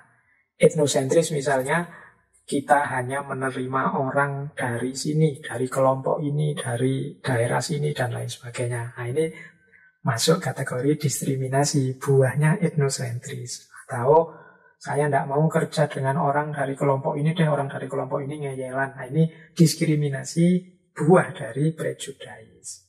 Atau saya tidak mau kerja sama bareng orang dari kelompok sana. Orang dari kelompok sana itu biasanya kecenderungannya suka merusak. Itu stereotip.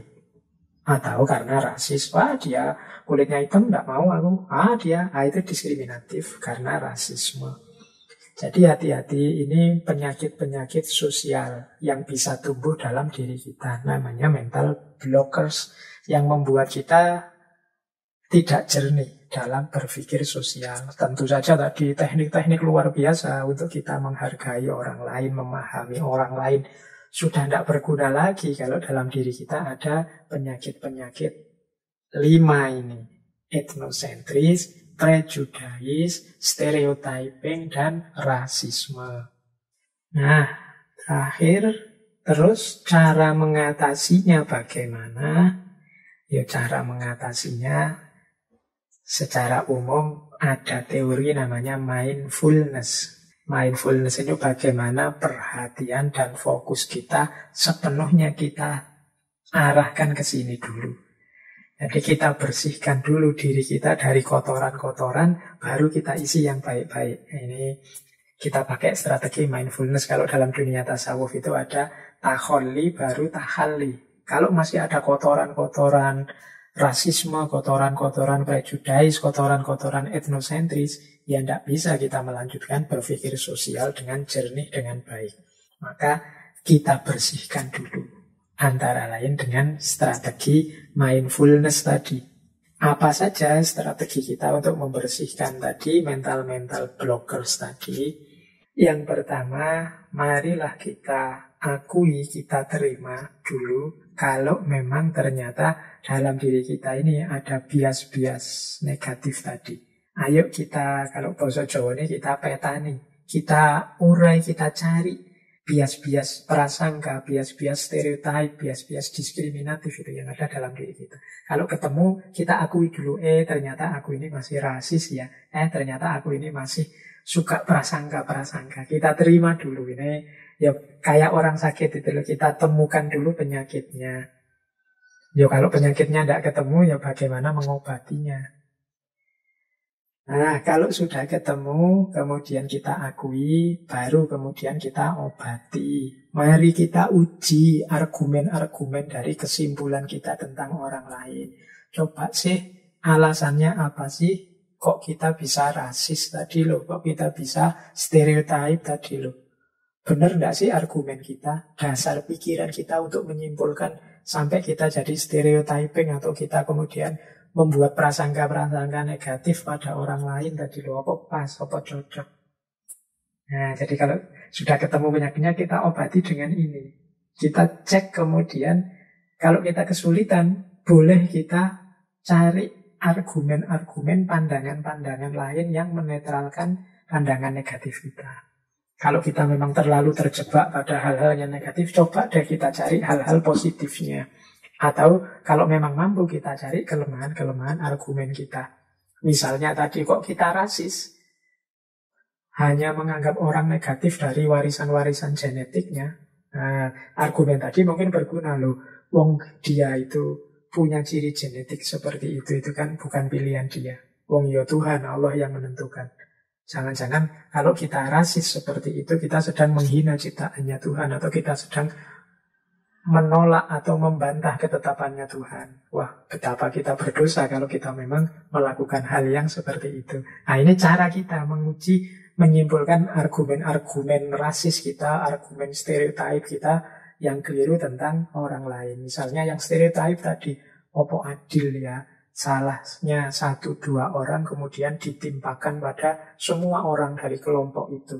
Yang berdosa cuma satu, tapi yang dianggap negatif semuanya. Yang seperti ini apa pas ya, apa adil ya.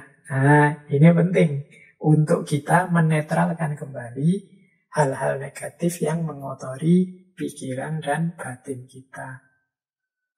Kalau sudah bersih, yang kotor dan yang keliru sudah bisa kita bersihkan. Ada lagi strategi ketiga. Mari kita terbuka, jangan tertutup. Mungkin kita masih sulit mencari salahku di mana. Ya, kayak tadi kita jelajahi pikiran-pikiran yang berbeda. Kita terbuka terhadap informasi-informasi baru. Jadi ini penting. Kadang-kadang kita itu terlalu tertutup. Dibilangin yang benar itu tidak mau, tidak terima. Ditunjukkan tidak pasnya kita di mana, itu kita selalu ngeyel. Berarti apa jalan ketiga? Yuk terbuka. Bukalah dirimu, jangan ditutup. Jalannya kebenaran itu banyak. Yang kita anggap benar, jangan-jangan keliru. Maka ayo terbuka. Siapa tahu ada yang lebih jernih, lebih benar di luar sana. Nah, itu strategi yang ketiga. Mari kita terbuka. Paling tidak ada strategi yang keempat. Kalau ini minimal. Minimal itu mungkin kita tidak ketemu argumen-argumen yang menetralkan pandangan negatif kita. Mungkin saking kakunya kita, saking tertutupnya kita. Sehingga, Pak, saya tidak nemu bukti, Pak. Tetap menurut saya kelompok yang paling unggul ya kelompokku, kelompok jelek itu kelompok sana. Prasangka saya, menurut saya ya benar. Menurut saya ini bukan stereotip, Pak. Ini pandangan yang objektif. Mungkin ternyata kesimpulan kita ke situ. Ya memang orang itu kan berhak punya pandangan sendiri, tapi jangan lupa, ini minimal. Kalau bahasa Arab itu ada istilah al-adab fauqal ilm. Jadi mari melangkah tidak sekedar berhenti pada kebenaran, tapi berlanjut ke terminal kebijaksanaan. Nah, sekarang jalurnya beda, sekarang jalurnya kebijaksanaan, berpikir etis. Oke lah kalian menganggap misalnya kelompok tertentu lebih unggul, kelompok tertentu buruk misalnya, dan ini tidak bisa sama sekali diubah. Cuma keyakinanmu yang seperti itu tetap harus dijaga bagaimana cara mengekspresikannya, atau mending jangan diekspresikan dulu atau tidak usah diekspresikan sama sekali. Jangan disampaikan karena akan menyakiti hati orang. Jangan diposting, jangan disiarkan, jangan disebarluaskan. Dalam rangka apa? Adab fauqal ilm.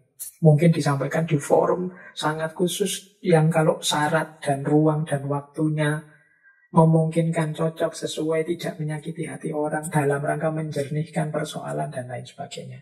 Nah ini sebenarnya jalan minimal, jalan terakhir. Karena kadang-kadang memang ada jalan buntu. Ada orang yang sama sekali tidak bisa dibuka hatinya, tidak bisa diluruskan. Bisa kita ingatkan orang ini bahwa adab fauqal ilm. Jadi kebenaran, kebaikan pun, kebenaran itu akan paripurna benarnya kalau disampaikan dengan cara yang juga benar, diekspresikan dengan jalan yang juga benar.